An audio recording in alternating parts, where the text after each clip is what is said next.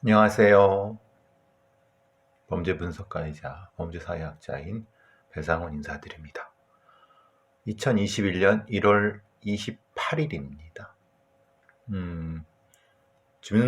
주민등록상의 생일이죠. 오늘이 제가. 물론, 진짜 생일은 음력으로 하기 때문에 일주일 전에 제가 했다고 말씀을 드렸었고요. 나이 먹는 게 서글프다고요? 뭐, 딱히, 뭐, 좋다고요? 딱히? 자기가 할 일, 자기의 위치, 이런 걸 알게 되면, 그리고 그렇게 하나 하면, 딱히 뭐 그 부분에 대해서는, 그래도, 어, 생일 축하 카톡 받고, 그 기분은 괜찮네. 자, 좀 전에 여긴 일산인데, 눈이 막 왔어요. 뭐, 그래서 계속 눈을 치웠는데, 아마 10cm는 아니어도, 뭐, 한 7, 8cm는 온 것 같아요. 근데 지금 보니까 다 녹았어요. 날이 그렇게 춥지 않고. 근데 이제 저녁엔 추워진다고 하니까 다행이죠. 왜냐하면 눈 오고 바로 오는 것보다 눈 아침에 오고 점심때 안 추워갖고 녹고 제설 잘 되고 그러면 웬만큼 녹으면은 사실 뭐 날이 추워도 큰 교통 걱정은 안 하죠. 어제 오태훈의 시사본부에 제가 나가서 버스에 뒤에 내릴 때 패딩, 롱패딩이 꼈다고 하는데 정확한 건 아직 상상을 분석을 해봐야 될 것 같아요. 왜냐하면 어떤 얘기로는 롱패딩 소매가 꼈다는 얘기도 있고 또 이제 뭐 다른 뭐 루머 같은 경우는 다시 이제 내렸다가 카드를 찍으려고 할 때 사실 그럴 수 있잖아요. 깜빡하고 못 찍었다가 다시 찍는데 이제 해다가 다치고 뭐 그런. 근데 정확한 건 확인이 안 되고 있습니다. 많은 어쨌든 끼어갖고 안타깝게 그 사고를 당해서 돌아가셨다는 것은 뭐 팩트입니다. 그리고 그 책임은 왜 근데 이런 얘기가 나오냐면은 뭐 이런 거죠. 버스 기사의 책임을 경감해 주려고 하거나 아니면 그런 쪽으로 생각하는 사람들이 그렇게 얘기를 만들어냈을 수도 있고 아니면 실제로 그럴 수도 있는 뭐 아직 모르는 겁니다. 근데 어쨌든 이 버스 승하차의 시설 미비 그리고 버스 기사의 어떤 부주의, 안전 불감증 이런 것들이 다 복합적으로 적용된 거죠. 저도 이제 일산에서 서울로 버스 요즘은 웬만큼 안 타는데 왜냐하면 코로나 때문에 웬만하면 차로 이동을 합니다. 뭐냐면 뭐 서로 저도 뭐 마스크는 꼭 끼지만 뭐 그런 것 때문에 웬만하면 이제 차로 이동, 뭐 팟빵 녹음할 때나 방송 갈 때도 어쨌든 뭐 다행히 그래갖고 이제 술을 먹을 수 있는 시간은 없으니까 몸 건강에 좋겠죠. 근데 어쨌든 버스 일산 쪽에 있는 버스 뭐 다른데 제가 경험을 덜 해봤으니까 일산 쪽인 버스를 많이 타보니까 위험해요. 왜냐하면은 그러니까 이 다치기 전에는 출발하진 않지만 다친 후에 바로 왜냐하면 사실 겨울 같은 경우는 뒷문으로 내렸는데 미끄러우니까 바로 버스에서 못 떨어지는 거예요. 그러니까 당연히 이게 걸릴 수도 있죠. 또 어르신들 같은 경우는 몸이 부자연스러우니까 행동이 부자연스러우니까 어디 껴있는데 해다가 바로 큰일 날 수도 있고. 근데 이제 버스는 내린 것만 확인하고 출발해 버리니까 내린 건 내린 거지만 거기에 뭐가 껴있거나 뭔가 안 좋은 상황이 있는 거를 확인을 충분히 하고 뭐 충분히 한 2, 3초라도 그럴 시간도 없는 정도로 배차 시간이 촘촘하고 또 제가 어제 말씀드린 뭐 방송에 여객 자동차 운수 사업법의 27조 3항에 CCTV 설치에서 CCTV 설치가 버스 안에만 돼 있다. 의무화돼 있다. 버스 바깥. 특히 그 버스 바깥은 뒷문이 이제 있죠. 앞문은 사실 굳이 할 필요 없죠. 왜냐하면 앞문은 지가 보는데, 버스 기사가 보는데, 뒷문에 후사경만으로는, 그러니까 바깥쪽 뒷문이죠. 그러니까 뒷문의 바깥쪽이죠. 바깥쪽을 후사경만으로 확인하기는 어렵다. 왜냐하면 그게 뭐 낮과 밤이 교차되는 시간일 수도 있고, 조명이 좀 애매할 수도 있고, 사실 다른 빛에 이 반사가 돼갖고 안 보이는 경우도 있고, 그리고 그 후사경 자체의 이 크기가, 그러니까 실제보다 커서 확대 봐야 되는데 그렇지 않고, 그러니까 뒷문을 촬영해서 바로 크게 이만한 화면에 기사가 직접 볼 수 있게끔. 요즘 뭐 돈 얼마 하지도 않아요. CCTV 생각해보세요. 저도 블랙박스 CCTV 새로 달았는데 그거 한 3, 4만 원이에요. 그럼 뭐 버스 기사 같은 데서 생각해보세요. 대량으로 구비하고 보조받으면 그거 뭐 돈 얼마 되겠습니까? 그렇지 않겠습니까? 화면 같은 경우야 어차피 그 안에 밑에 있는 거. 그러니까 사실 비용이 문제는 아닌 것 같다는 생각이 들어요. 의무화를 안 해놨으니까 안 해놓은 거죠.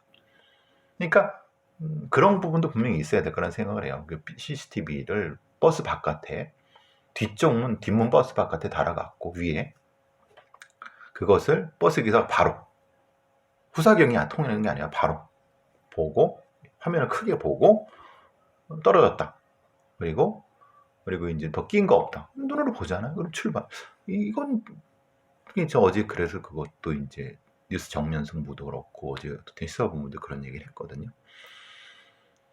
그러니까 조금만 안전에 어떤 시설 투자라든가 교육을 좀 했으면 그 안타까운 목숨이 돌아가시지 않았을 텐데. 20살짜리인데 살아온 날부터 살아갈 날이 창창한 사람인데 참 안타깝죠. 어쨌든 그거랑 또 하나는 이제 그 스킨스쿠버 문제였어요. 스킨스쿠버를 이제 장비를 메고 들어가는데 이게 수중 패닉이라고 하기도 하고 스쿠버 패닉이라고 하는 사람도 있고, 왜냐하면 이 스쿠버는 아시다시피 코는 막고 입으로 숨 쉬는 건데 우리는 코와 입으로 다 숨 쉬지만 대부분 코로 숨 쉬죠. 거꾸로 되니까. 왜냐하면 코는 내가 막을 수 없지 않습니까? 내 손으로 막지만. 근데 입은 내가 손을 안 써도 막을 수 있죠. 이게 이제 거꾸로 된 겁니다. 이게 이제 어떤 수중 발레 하는 분들은 코 이렇게 한 다음에 입으로 숨 쉬면서 연기하시잖아요. 스킨스쿠버도 마찬가지죠. 코 막고 입으로 숨 쉬는데 이걸 이렇게 한 상태에서 하는데, 그게 하다 보면 초심자들은 충분히 할 수 있죠. 할 수 있는데 이게 갑자기 이게 기전이 막히니까 갑자기 당황해는 거죠. 코는 막혔지 입은 말해야 되겠는데 이런 형태가 되는 거죠. 거기다가 물속은 또 보이지도 않고 해도 시야가 확보가 안 되고 또 스쿠버 장비 메고 있고 뭐 그러니까. 근데 그거에 대한 심리적인 어떤 거를 충분히 인지를 했어야 되는 강사가. 이게 미련한 새끼들이 그냥 애가 겁을 먹었는데 됐어 뭐 그냥 했대 막 이렇게 죽었지 않습니까? 익사. 당연히 패닉이 오니까 막 혼란스러우니까 입으로 물 먹고 그러다가 그것도 안타깝게 진짜 안전 불감증입니다. 저는 참 두 사건을 보면서 조금만 안전에 대한 인식이 있었으면, 버스 운전기사도 버스 운전에서는 전문가고 스킨스쿠버 강사도 그쪽 분야는 전문가죠. 전문가가 전문가 역할을 못한 거죠. 그래서 결국은 안타깝게 돌아가신 거 아닙니까? 어쨌든 그거 어제 했고 앞에 얘기가 좀 길어졌네요. 오늘 얘기할 거 어제 잠깐 했는데 좀 황당한 사건이라기보면 판결이 있었어요. 이게 인도 판결인데 우리나라에서 이렇게 됐으면 난리가 나겠죠. 근데 인도가 참 어떻게 보면 인구도 많은데 후진국이라고 하면 좀 욕먹겠지만 이 성범죄의 성인지 감성에서는 진짜 세계 최악이라고 볼 수 있죠.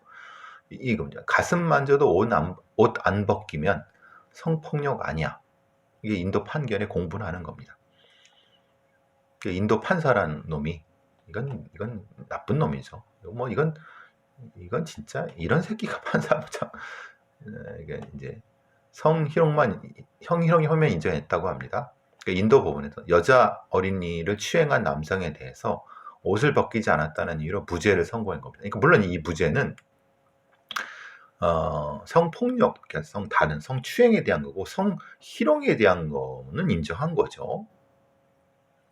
그러니까 이제 39세의 범인입니다. 12세의 피해자 소녀고요. 몸을 더듬는 등 성폭행을 저질렀는데 인도 뭄바이 고등법원의 푸슈파 가네디왈라 판사입니다. 이름도 참. 근데 이제 왜 그러냐? 2019년 12월에 뭐 구아바 같은 뭘 준다고 이제 유혹을 한 거죠. 여자아이를 집으로 데려간 뒤에 가슴을 만지고 속옷을 벗기려고 했던 아동 성폭행 혐의로 재판 넘겨졌는데 1심에서는 징역 3년이 선고됐는데 2심 항소심에서는 이 가네디왈라라고 하는 판사놈이 그러니까 범행은 인정했는데 옷을 벗기지 않아서 피부와 피부가 맞닿지 않았다는 이유로 징역을 받을 만한 성폭력이 아니다라고 한 겁니다. 그래서 사안이 중대하기 때문에 더 엄격한 증거나 심각한 혐의가 요구된다라고 합니다. 그러니까 이제 이것 때문에 사실 상당히 심각한 판사들의 기본적인 인권 자체가 너무나도 우리나라에서도 이 고등법원 판사들 중에서 좀 이상한 인간들, 이상한 새끼들이 있죠. 그러니까 상식이 안 맞는. 그러니까 너무 엄격한, 지나치게 엄격한. 근데 그거를 조금만 봐도 이건 지나치게 엄격한 것보다는 이건 의도가 있는 건데 라고 생각할 수 있는 이상한 판사들, 고등법원 판사들. 또 반대로 1심 판사가 좀 이상한데 2심 판사는 그래도 제대로 보는. 그러니까 천차만별이라고 하는 거예요. 결국은 우리가 판사의 임명이라든가 판사의 자격 부분에 대해서 민주적인 통제가 들어가야 된다. 지금은 이 소위 말하는 이 1심 판사, 2심 판사, 3심 판사도 마찬가지지만 민주적 통제가 들어가야죠. 지들이 뽑는 겁니다. 그러니까 지들이 말하면 사법 행정권을 가지고 있는 대법원, 뭐 대법관들 아니면 법원장들, 고위 법관들이 뽑는 거죠. 지들이. 이건 아닙니다. 왜 판사가 판사를 뽑게 만듭니까? 그건 말도 안 되죠. 적어도 사법 행정은 민주적으로 돌리고 재판 자체에 대해서도 배심제로 갈 건 배심제로 가고 배심제로 안 가려면 독심제 아니면 지금처럼 한다 하더라도 엄격하게 판사의 자격을 제한하고 탄핵을 하든 아니면 이제 선출직을 하든 여러 가지 방법을 동원을 해야죠. 지금처럼은 법만 하는 엘리트들 제가 계속 말씀드리지 않습니까? 대법관의 3분의 1은 변호사 자격이 없는 사람들을 해도 문제가 안 된다. 왜? 대법관은 저스티스이기 때문에. 이런 얘기들. 그리고 적어도 1심 판사, 2심 판사, 일반 판사들이 자격을 갖춘 사람을 제대로 뽑게 할 수 있는 어떤 기준이 있어야 된다. 그리고 기준은 민주적 통제가 돼야 된다. 이 부분이 사실은 부족한 부분인 거죠. 인도는 참 BBC의 보도에 따르면 2019년 인도에서는 16세 이하와 10세 이하 어린이를 상대로 2시간 35분, 그러니까 16세 이하는 2시간 35분마다 한 건씩, 10세 이하는 13시간마다 한 건씩 성폭행이 발생한다고 합니다. 매일, 이건 인도 국가범죄기록국이라고 하는 통계에 따르면 매일 88건의 성폭력. 글쎄요. 우리는 하루에 한 3건인가? 아닙니다. 그렇지 않습니다. 이건 제가 잘못 알고 다시 통계를 내지만 강간 같은 큰 심각한 범죄 말고 또 다른 어떤 성추행 이거 합치면 미국은 한 9만 건, 근데 이건 다시 한번 봐야 될 것 같지만 이 성범죄에 대한 감수성이 너무 떨어집니다.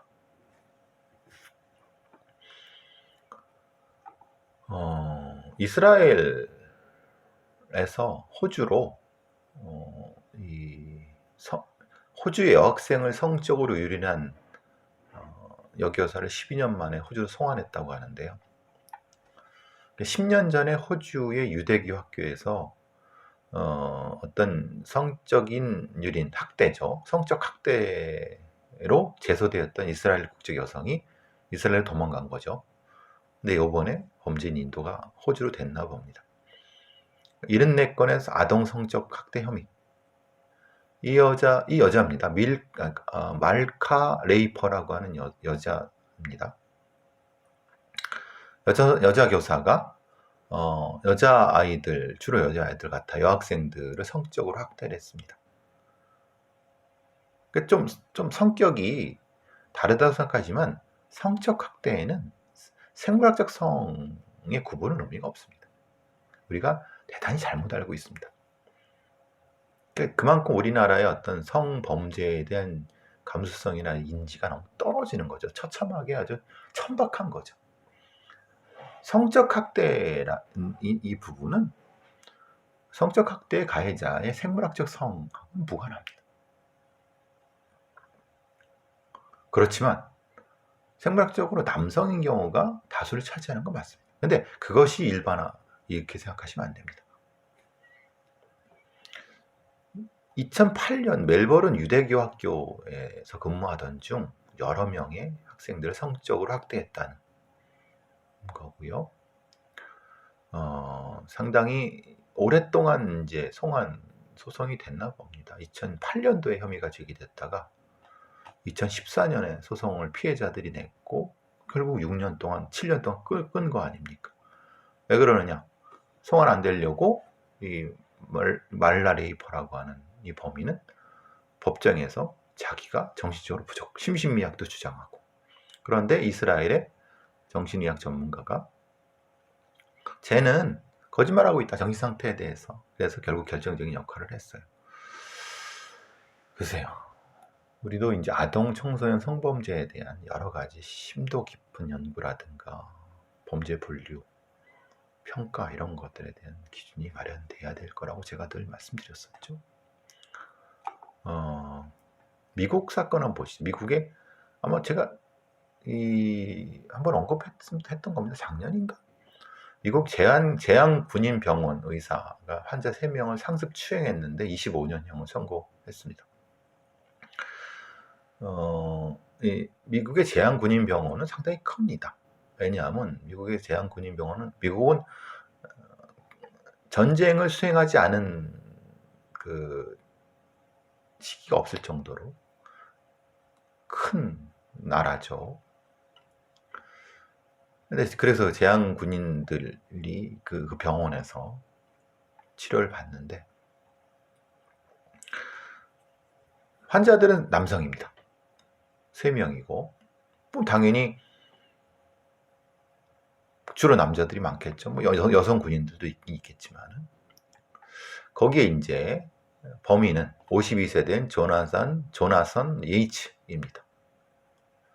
3명을 성추행했는데 이게 추행하는 방법 자체가 한 명은 목뼈를 잡고 한 명은 침을 사용해서 꼼짝 못하게 만든 다음에 그러니까 이제 남자 공격자가 생물학적 남자 공격자가 생물학적인 남성 피해자를 성적으로 공격한 겁니다. 꼼짝 못하게 한 다음에 생식기를 마사지하는 등 추행을 했고, 그러니까 이 의사가 이런 공격을 한 거죠. 그러니까 이거는 더더욱 심각하게 처벌을 받아야 되죠. 우리나라는 근데 그렇게 합니까? 의사 새끼가 성형수술하고 무슨 대장 내시경한다 그러고 여성의 성기라든가 이런 데를 추행을 하고 이렇게 해도 기껏해야 3년? 많아야 5년? 미친 나라죠. 근데 얘네들 미국 같은 경우는 다행히도 이런 성범죄를 엄하게 25년형 선고. 그래서 FBI에서는 의사로서의 선서를 어겼고 특별한 의학 지식을 환자들의 성추행 수단으로 이용했기 때문에 이거는 심각하죠. 왜냐면 아까 제가 전문가란 놈들이, 그 영역의 전문가라는 놈들이 그걸 이용해서 범죄를 저지르는 건 더 심각한 문제고, 전문가라는 놈들이 자기 전문성을 인지하지 못하고 사고를 내게 했으면 아까 그 스코어처럼 그건 더 엄격하게 처벌해야 됩니다. 이 환자들한테는 이 치료실이 사실은 안락하고 자신의 어떤 나은 삶을 위해서 뭔가 해주길 바라는 그런 공간이었는데, 이 범죄자 놈은 그거를 오히려 범죄로 썼기 때문에 당연히 합당 25년은 합당한 판결이죠. 우리나라 같았으면 아마 범죄로 성립도 안 됐을 수 있습니다. 해도 그냥 집행유예 정도죠. 개 같은 나라죠.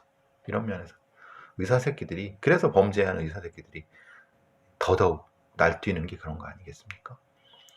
제발 좀 이런 부분은 조나단 예이츠입니다. 근데 그러면 이런 생각이 들죠. 얘 예이츠가 이것만 있을까? 천만의 말씀입니다. 당연히 이 방법을 여기만 사용했다. 천만의 말씀이죠. 아쉬운 건 FBI에서 좀 더 다른 그 이전에 이 비슷한 범죄들을 찾아냈어야 되는데, FBI 스페셜 에이전트 마이클 크리스터먼이라고 하는데 그게 좀 안타깝긴 하네요. 다른 여죄 수사 부분에 대해서는. 어제 이제 아동학대 관련된 부분에서 그 외국인, 그러니까 결혼 이주 여성 같습니다. 무슨 나라라고 얘기할 필요는 없죠. 그건 그 편견을 발생시킬 테니까. 근데 잡동사니 집에 세자녀를 방치했어요. 이건 뭔지 제가 계속 말씀드렸죠. 저장강박증, 40대 결혼 이주 여성입니다. 근데 이제 이 과정은 이전에도 계속 반복적으로 학대 신고가 들어왔나 봅니다. 그리고 이 어머니는 실제로는 심적 불균형, 예를 들면 저장강박이고 실제로는 대단히 정신적으로 문제가 있는 분이죠. 근데 이런 분한테 양육을 맡겼다는 거 보니까 상당히 안전망이 사실은 좀 작동이 안 된 거죠. 서울 도봉경찰서가 이 여성을, 이 어머니를 아동복지법 위반 방임, 이건 저장강박 있는 상태에서 쓰레기 더미에 애들을 방치시킨, 이건 아동학대입니다. 3명이나. 그래서 분리조치를 했나 봐요.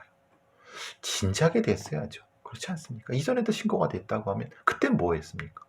결국은 정의사건 터지고 막 그러면서 이제 결국 이렇게 했는데, 그나마 또 다행이지만 안타깝습니다. 분명히 이전에도 이렇게 할 수 있었는데 애들의 상당히 정신적인 문제가 상당히 심각할 텐데. 근데 이제 문제는 이거죠. 이 어머니도 상당히 병원 치료가 요구했는데 왜 안 갔을까? 그건 뭐냐면 이 아버지는 뭐였을까? 아버지는 결국은 가정폭력 그리고 아동에 대한 학대 또 분명히 존재했을 겁니다. 그러니까 분명히 그 이전에도 위험이 감지가 됐을 텐데 왜 진작 개입을 못했을까? 이게 참 이 사건에서 의심점이 많이 듭니다. 이전에도 분명히 탐지가 됐을 텐데 너무 늦은 거죠. 이 정도라고 하면 이 저장강박인 결혼이주 여성은 진작에 병원으로 보냈어야 되는 거고, 그런데 참 우리가 이런 데 방치되고 있는 결혼이주 여성과 그의 아이들, 다문화 아이들이란, 요즘 다문화 말이란 말 안 씁니다. 그냥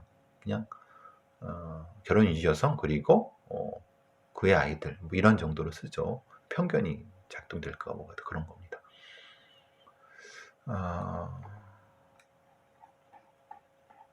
이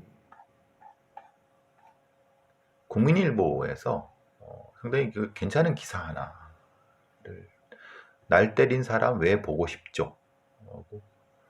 의문입니다. 아동학대 분리의 딜레마라고 해서 이슈 탐사 아마 그 기사가 났는데요. 이런 게 사실은 많이 기사가 작성이 돼야 됩니다. 그러니까 우리가 계속 그 아동학대 사건이라든가 이런 데서 분리해야 된다. 부모로부터 분리해야 된다. 학대 부모로부터.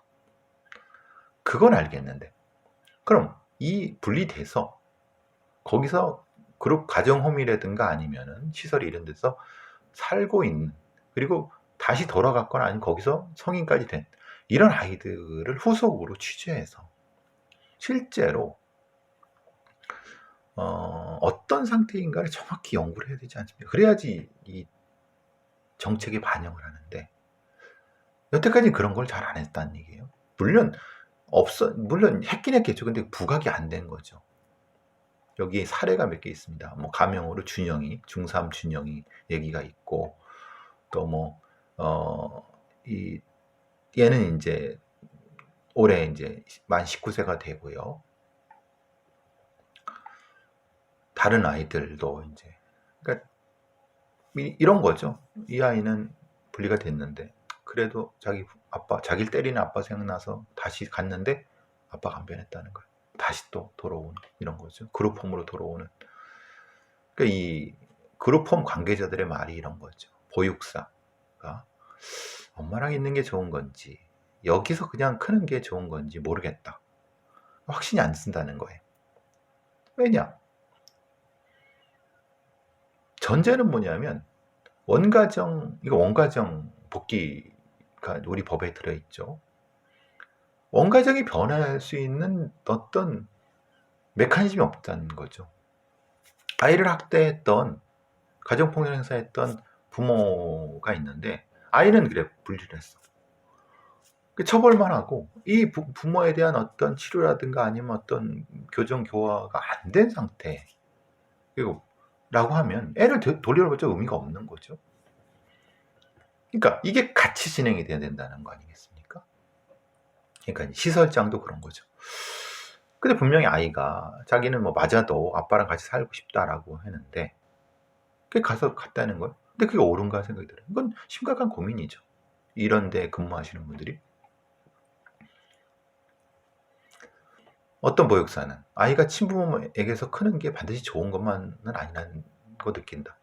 그러니까 부모 역할을 못하고 부모 역할을 할 수 없는 사람한테 아이가 좋다고, 아이가 자기는 맞아도 그 부모만 이거는 좀 아니다. 그런데 그럼 대안이 뭐냐? 결국은 보육, 양육 이거는 국가가 책임져야 된다.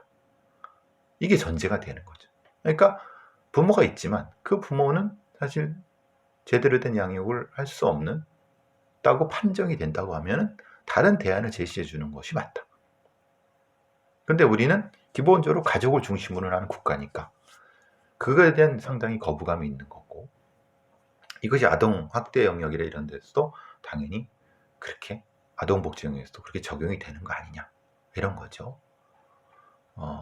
상당히 아이들의 어떤 도덕적인 어떤 부담감들, 왜냐하면 자기가 신고한 거잖아요. 그게 자기 부모가 처벌을 받는 거고, 그리고 아무리 그래도 부모니까 보고 싶고, 이거 심리치료. 그리고 이 아이가 그룹홈으로 나왔을 때 이 아이를 그래도 뭐 최소한 고등학교 때까지는 의무교육이니까 이렇게 다닐 수 있게, 그러니까 그건 다닌다고 쳐도 정서적으로 가족을 만들어 주는 거는 또 다른 문제다. 이걸 어떻게 할 것인가에 대한 심도 깊은 고민들을 우리가 가져야 된다는 거죠. 이게 보호아동의 원가정 복귀에 대한 설문이 있습니다. 아동 입소 후 원가정의 상황이 달라지지 않았다. 75%가 그렇다. 달라지지 않았어. 달라지지 않았는데 어떻게 보내봤자 뭐하겠습니까? 그렇죠? 원가정 복귀가 아동에게 좋은 일인지 확신이 없다. 이게 57% 정도가 그렇다. 확신이 없다. 이런 거죠. 이게 사실 한국 아동 청소년 그룹 폼 협의회가 있나 봐요. 이런 조사를 하고, 우리가 복지 여러 가지 얘기하지만 결국은 가족 중심의 복지라는 건 이미 시효를 다한 거고, 그러면 다른 어떤 전달책을 어떻게 마련할 것인가에 대한 문제는 분명히 고민을 많이 해야 되는 거고요. 이것이 저같이 이제 제가 또 사회복지과 교수도 했었고 또 범죄를 다뤄봤던 사람이고, 저 같은 사람들이 고민을 많이 하죠. 또 심리 관련된 부분도 일을 했던 사람으로서 아이들을 어떻게 키워야 될 것이냐, 이런 부분에 대한 고민이 상당히 많이 되는 부분입니다. 어제 명랑시사에서는 또 그거 했어요. 이승원의 명랑시사에서는 그 의정부 경전철에서 그 할머니 할아버지를 폭행을 하고 이런 노인학대죄로 이제 기소됐지만, 이게 이제 13살 미만이니까 촉법이니까. 근데 이 영상을 이놈들이 지들끼리 찍어서 올린 거예요. 이게 사실 사람들이, 물론 아시는 분 아시겠지만, 그러니까 다른 어떤 사람이 찍어서 그걸 올린 거 신고한 게 아니라 지들이 마치 자랑하는 것처럼 친구놈이, 그 같이 있는 친구놈이 찍어서 그걸 올려서 자랑질하고 다닌 거예요. 애들이 뭐냐? 일종의 링 혹은 갱, 잠깐 인포멀 갱, 이런 놈들이 뭘 합니까? 지금 어디 렌트카 훔쳐다가 전국을 돌다가 사고 나도 책임 안 지고. 근데 또 얘들 부모가 없냐? 아니, 그게 있습니다. 있는데 이미 내놨죠. 내놨는데 이게 부모도 사실 감당이 안 되는 거고, 그럼 이런 애들을 어떻게 할 거냐? 결국 이런 아이들을 처벌을 하고 그 다음에 애들을 제대로 교정교화시킬 수 있는 시스템이 돼야 돼요. 근데 촉법이니까 그냥 제일 쉬운 방법으로 보호처분 대충 해갖고 6호처분 뭐 아니면 뭐 9호처분 이렇게. 근데 그렇게 안 한다는 거예요. 왜냐하면 보호처분이라는 게 되게 형식적이기 때문에 애들 다 알죠. 뭐 굳이 뭐 거기 가봤자 뭐 대충 뭐 놀다 오는 거죠. 그러니까 이제 보호처분 정도. 그러니까 거기에 촘촘히 망이 없다는 거예요. 우리 어제 그 얘기 잠깐 했는데, 범죄적 접근에서도 저 같은 사람들의 범죄적 접근도 필요한 부분이지만 복지적 접근도 필요하고, 청소년 양육, 아동 양육의 측면에서 이게 케이스 매니지먼트처럼 돼야 되는데 이게 균형이 안 맞는다. 뭐 이런 얘기 좀 잠깐 했었죠. 늘 제가 하는 얘기죠. 어쨌든 온가정 복귀나 보호에 대한 부분을 이 기사를 읽어보면 좀 얘기가 많이 되네요. 보니까 지금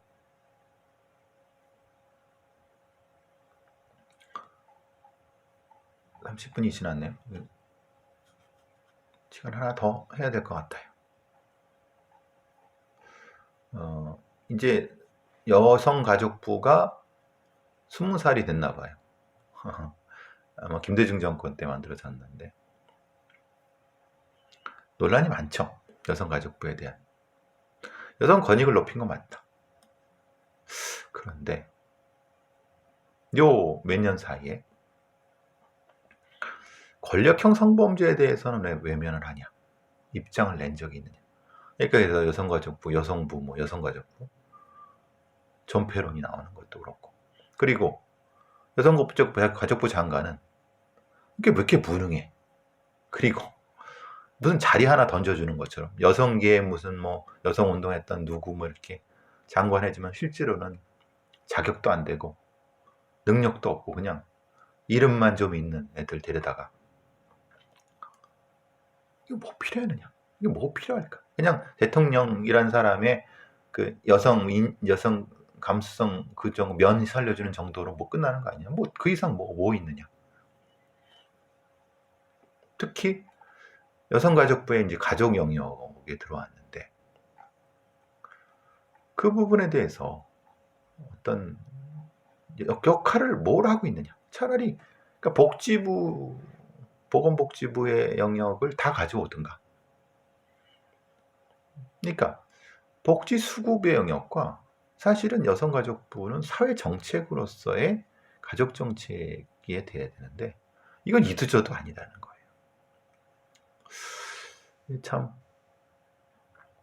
고민이 많습니다. 이거는 진짜 여성가족부. 근데 또 그렇다고 폐지하자니 그럼 이 지금 하고 있는 여러 부처의 영역들을 딴 데 끼워는 되지도 않을 거고. 그러니까 근본적인 역할의 어떤 이상의 전환이 필요하다. 독일식으로 여기서 이제 대안이 나오는 거는 독일식으로 가족 중심으로 재편해 갖고 예를 들면 페더럴 미니스트리 연방 연방 부서죠. 패밀리 어페어, 시니어 시티즌, 위민 앤 유스. 이게 정확히 보면 가족 그리고 노인, 여성, 청소년 부가 되겠죠. 정확히 말하면 가족, 노인, 여성, 청소년 부. 이게 독일의 이 부서인데 이게 차라리 낫다. 그래서 일종의 그 어떤 사회 정책으로서의 그 부서를 그러니까 그런 복지부 영역을 쭉 다 가져오는 거죠. 이렇게 되지 않으면 지금처럼 여성가족부는 이게 있어도 욕먹고 그런 형태 아니냐 이런 생각을 해봅니다. 글쎄요. 이제 우리의 복지라든가 아니면 사회 정책으로서의 여러 가지 가족 정책, 이런 여성 정책을 바라보는 것을 다시 한번 정립해야 될 때가 되지 않았나 싶기도 합니다. 이 사체를 비심하는 20대 아들이 실종됐다고 부모가 신고가 돼서 접수가 돼서 수사를 했는데 인천 계양에서 하는데 근데 CCTV 보니까 납치 가능성 낮다고 봐요. 보통 이런 경우는 뭐겠습니까? 그냥 사라졌을 가능성이 높죠. 근데 혹시 모르는 거는 조폭, 이제 대부업자들 있지 않습니까? 이런 애들이 납치를 해서 데려가지 않았냐. 근데 또 그렇지 않습니다. 왜냐면 빚을 받으러 와서 이렇게 애를 납치해갖고 불법적으로 뭘 하면은 나중에 자기들이 책임을 져야 돼요. 그냥 그렇게 미련한 대부업체들이 있느냐? 사실은 그 가능성은 적죠. 왜? 그러면은 거기에 대한 걸 또 그렇게 잘못되면 자기들이 돈을 물어줘야 돼요. 그러니까 그래서 압박하고 협박 좀 애매한 것만 하고 실제로는 손을 안 대죠. 왜? 돈을 못 받잖아요. 옛날하고는 좀 다릅니다. 근데 그래도 지금 이 가족들이 찾고 있으니까 제가 보기엔 그냥 사라진 거 아니냐, 자발적으로 사라진 거 아닌가 이런 생각이 드는데 혹은 날이 추우니까 그러다가 잘못될 수도 있으니까 찾긴 찾아야 되겠죠. 이건 이제 경찰이 찾을 수 있을까라는 생각이, 이건 이래서 이제 탐정이 필요한 부분인 거죠. 제가 이제 순천에 있는 제일대학의 사회복지과에서 이 겸임 교수로 한 2년 정도 있었습니다. 강의를 했죠. 강의 전문 겸임 교수죠. 말하는 게 전문대학, 옛날에는 전문대학이죠. 근데 그 앞에 순천 청암대학이라는 데가 있습니다. 그러니까 순천이 굉장히 큰 도시인데 전라도 남도 쪽에서는 순천대, 순천 청암대, 순천 제일대 이렇게 세 개가 그래도 좀 그 지역에서 나는데 순천 청암대에 무슨 일이 벌어지냐면 여자 교수가 하나 있는데 완전히 베낀 논문으로 교수 채용이 됐는데 보니까 그러니까 교수를 채용을 하려고 하면은 관련된 연구 실적이 있어야 되죠. 전임 교수 같은 경우 강사 같은 경우는 크게 문제가 되지 않을 수도 있지만은 근데 이 전임 교수를 뽑는데 근데 보통 이건 왜 그러냐면 어떻게 되냐면 애초에 과를 만들어요. 어떤 특별한 과를 만드는데 그 과에 이제 거기에 맞는 사람을 이렇게 채용을 하는 게 아니라 자기가 이제 교수를 채용하고 싶은 재단이나 이런 데서 데리고 오는 거죠. 그러면 논문을 맞추는 겁니다. 논문을 짧은 시간에 내 그래도 좀 성의가 있는 애들은 어느 학수지나 이런 데에 그래도 트라이를 해갖고 겨우겨우 맞춰갖고 하는 경우도 많습니다.